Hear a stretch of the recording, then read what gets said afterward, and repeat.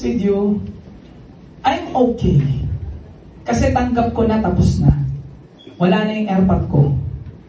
Last month, sabi ko nga sa inyo, ang dami ko dong sa mundong to, walang iba kung hindi sementeryo. Yes, sementeryo. Dahil sa sementeryo, madaming pangarap ang nabaon sa lupa. Dahil sa sementeryo, maraming tao ang nangarap na hindi natupad nila yung mga pangarap nila. Maraming mga mahal sa buhay ang pinangarap nila na how they wish ma-express nila yung loved ones nila sa family nila. Mga kapatid, nandito tayo sa mundong to. I believe na kaya tayo nabuhay sa mundong to is to experience life and to share our love para sa family natin. Minsan ka lang mabubuhay sa mundong to. At naniniwala ako, yung mga taong mga dumating sa buhay natin, yan yung mga tao na kailangan nating express yung love natin. Yung family natin, we have a soul contract sa kanila. Hindi aksidente kung bakit yan ang nanay at tatay mo. Hindi aksidente kung bakit yan ang asawa mo, ang partner mo, even na mga leaders mo, mga downlines mo, uplines mo. Hindi aksidente kung bakit nandyan yan sa paligid natin. We have a soul contract to each and every one of us. Kaya sa akin mga kapatid, kami rito sa Project High, we are here to help each and every one of you. Magulo man ang nangyayari sa labas, yung mga leader ng ating bansa nagkakagulo, sila Duterte, sila Marcos, nag-aaway-away man lang yan. Pero isa lang po ang masisigurado namin dito sa Project High, dito sa company at sa community natin. Hanggat nandito kami, nandito ako, nandito ang council, nandito si Ab Joseph Lim, magtutulong-tulong tayo hanggang sa makuha natin ang mga pangarap natin. Ang tanong, ready ka na ba makasama sa panibagong chapter? Hindi kami tutulong, hindi kami titigil hanggat hindi nyo nakukuha ang mga pangarap nyo para sa loved ones nyo.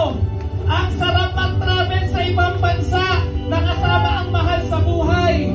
Ang sarap na nakikita ng magulang mo kung gaano sila ka-proud sa'yo. Ang sarap ang nakikita ng mga magulang mo kung gaano ka nila ka-love. Guys, sa akin,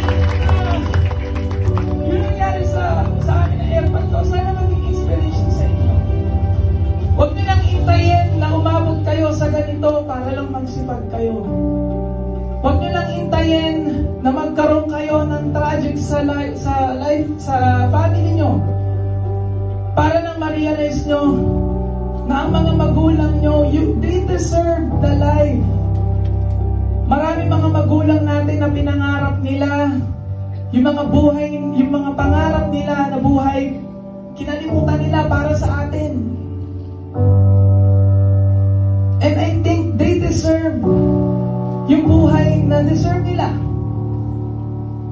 Kaya sa akin mga kapatid, nandito kami, tulong-tulong tayo. Sabi nga namin, naalala ko, 2 years ago, ang sabi ko, gagawa tayo ng momentum na hindi pa natin nagagawa noon. Guys, buhay na. Hindi na pera-pera to. Buhay na yung tinataya.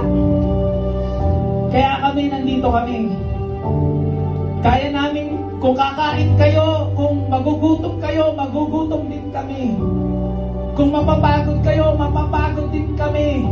Kung magsasakripisyo kayo, magsasakripisyo din kami. We will do our very best para matupad yung mga pinangako namin sa inyong lahat, yung mga buhay na pinangako namin sa inyong lahat.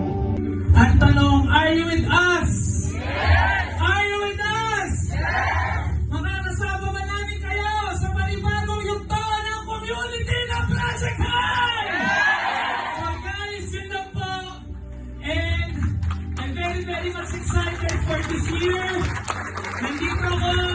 amazing. Pwede ba palakpakan natin si Metro at saka si Presty? Pwede ba palakpakan natin?